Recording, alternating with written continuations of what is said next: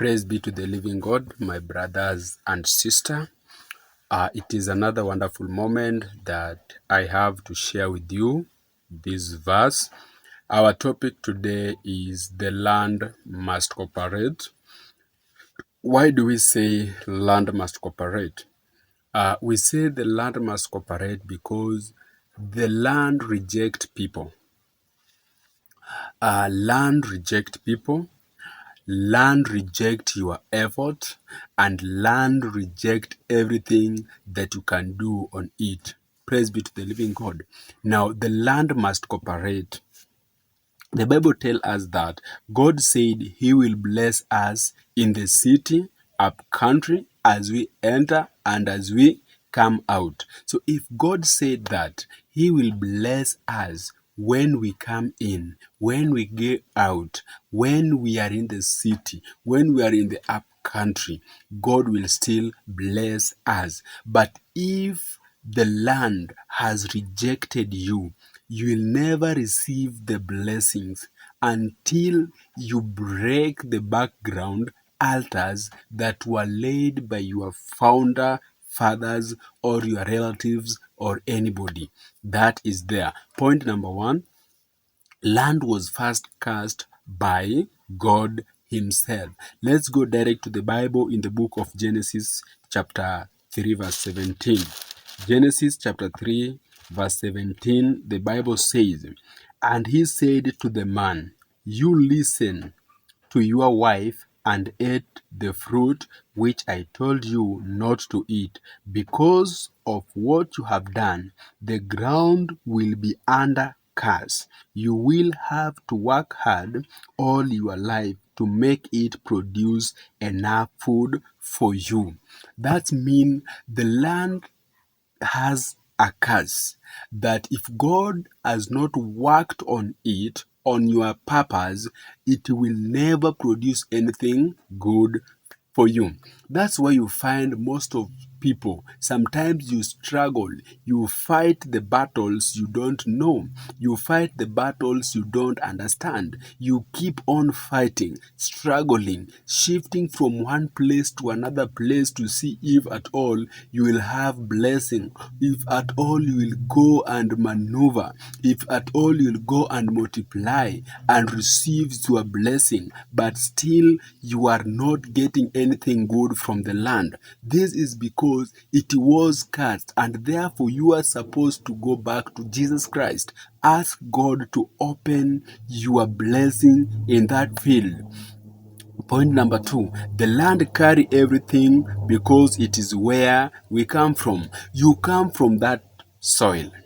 Praise be to the living God. Therefore, you and soil, you have a divine connection. Let's go direct to the book of Genesis chapter 3, verse 19. Verse 19, the Bible says, "You will have to work hard and sweat to make the soil produce anything until you go back to the soil from which you are formed.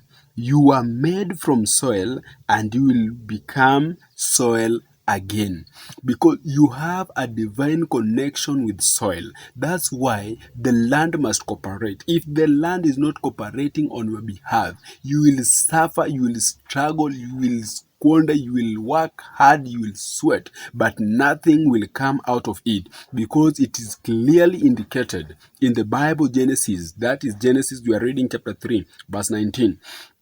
You will have to work hard and sweat to make the soil produce. Some people do work hard, you struggle, but still that soil is not producing anything beneficially. Maybe you are a farmer, you touch everything you put in your soil, but nothing at all is happening. You are not harvesting anything that you deserve. You are just harvesting that things by the way.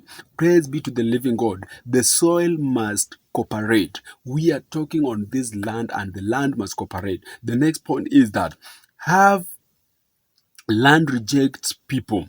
This land can reject you. The land that you are walking on, the land that you are sowing on, that you are building on, it can reject you. And you may be asking yourself, how can this land reject us? Let's go to the Bible. That is the book of Genesis chapter 4. Verse 12. The Bible says, Genesis chapter 4 verse 12 inasema. Let's start from 11 to 12. Genesis chapter 4 verse 11 to 12. The Bible says, you are placed under a curse and can no longer farm the soil. Praise be to the living God. That is Genesis chapter 4 verse 11. The Bible says, you are placed under a curse and can no longer farm the soil. It has sucked up your brother's blood as if it had opened its mouth to receive it when you killed him. If you try to grow crops, the soil will not produce anything. You will be a homeless wonder on the earth. If you try to grow crops, the soil will not produce anything. You will be a homeless wonder on the earth. Praise be to the living God. Maybe others are not your will. It is your parents' will. It is what your parent did. It is the altar that your parents laid there. It is the altar that your relatives laid there that is now following you one by one, that even if you grow something on the ground, it is not producing anything. If you grow anything on that ground, it is not producing anything. If you place your cattle in that place, they are not producing. If you put your goats, they are not producing, because the land is under curse. And that's why, my brother, my sister, I'm telling you today that you must speak to that ground. You must speak to that land and tell land to cooperate. That land must cooperate with you. Praise be to the living God. The next one is that have blessing carrier in your life. Praise be to the living God. This land is carrying your blessing, and therefore if it is not cooperating with you, you can't receive your blessing. That is in the book of Genesis. Let's go to Genesis chapter 5. Genesis chapter 5. Genesis chapter 5 verse 29.